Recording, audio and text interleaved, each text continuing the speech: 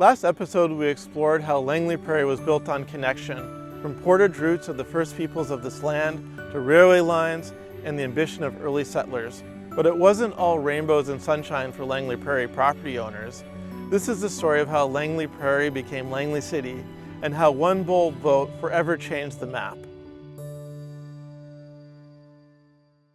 In the 1940s and 50s, Langley municipality stretched from the Fraser River down to the US border, a sprawling, mostly rural municipality. The economic engine of the municipality? Agriculture.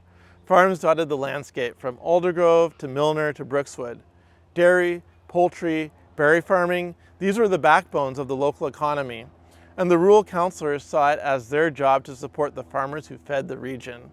So when urban residents in Langley Prairie started demanding sidewalks, water pipes, sewer lines, paved streets, and electric streetlights, many on council, including Reeve George Brooks, saw these as unnecessary luxuries. To them, Langley Prairie's problems weren't urgent, they were urban. Worse still, some councillors saw the prairie as a headache, too noisy, too demanding, and too fast-growing and full of yuppies. Yet year after year, the municipality's budget went to rural roads and agricultural priorities.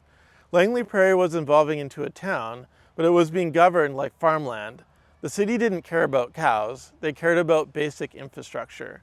And when residents heard the now infamous line, "Not a nickel for a streetlight," it confirmed what they already suspected. If they wanted progress, they'd have to make it themselves.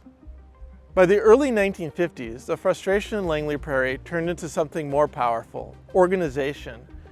It wasn't just a few angry residents, it was shopkeepers, teachers and war veterans, and young families who felt their voices were being ignored. Meetings were held at places like the Elk Hall near Glover Road, the Langley Prairie Board of Trade offices, and sometimes even in church basements or in the back rooms of local businesses.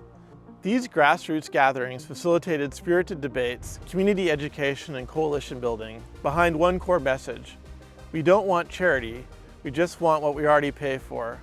The groups formed an advocacy team, pushing letters to MLAs, distributing flyers door to door, and circulating petitions. They argued that Langley Prairie produced 20% of the township's tax revenue, yet it received far less in its share of services. By late 1954, the push for autonomy in Langley Prairie had reached a tipping point. In September 1954, a referendum asked the residents, should Langley Prairie secede from Langley Municipality and incorporate as its own municipality? The results? Over 85% voted yes. Once the vote was approved, the province formalized the move. Langley City was officially incorporated on March 15, 1955, and right away, things started to change. The first mayor, Hunter Vogel, and his council didn't waste time.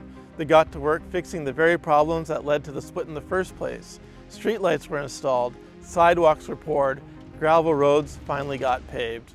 For the first time, Langley Prairie wasn't just asking for help, it was making its own decisions. The first budget went to practical things: drainage, garbage collection, and basic infrastructure like water and sewer. It wasn't glamorous, but it mattered. Families noticed, businesses noticed, downtown started to feel like a real town center, not just a stop along the road. Douglas Park got cleaned up, permits were issued for new storefronts, and the city started setting its own bylaws and zoning. For the first time, the urban core was being planned like a city, not a cow pasture. Langley Prairie had become Langley City. Langley Township wasn't happy. Some thought Langley Prairie was making a mistake. Others figured they'd fall flat and come running back, but that didn't happen. The township moved on. It focused on farming, cows, rural roads, and eventually started building up in places like Aldergrove, Brookswood, and Willoughby. Meanwhile, Langley City didn't explode with growth, but it held steady.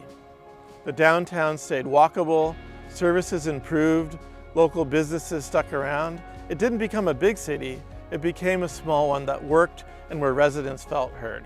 And even though the politics were now separate, the idea of one Langley remained, at least for township residents. 2 mayors, 2 councils, 1 confusing border. The thought of amalgamation comes up from time to time, sometimes more serious. The promise of amalgamation is lower costs, but that never is the case. Every time in Canada a city is merged, places like Abbotsford, Toronto, Halifax, Winnipeg, the promise was lower costs and better services. Instead, they got the reverse. Things got more expensive and the local voices got buried.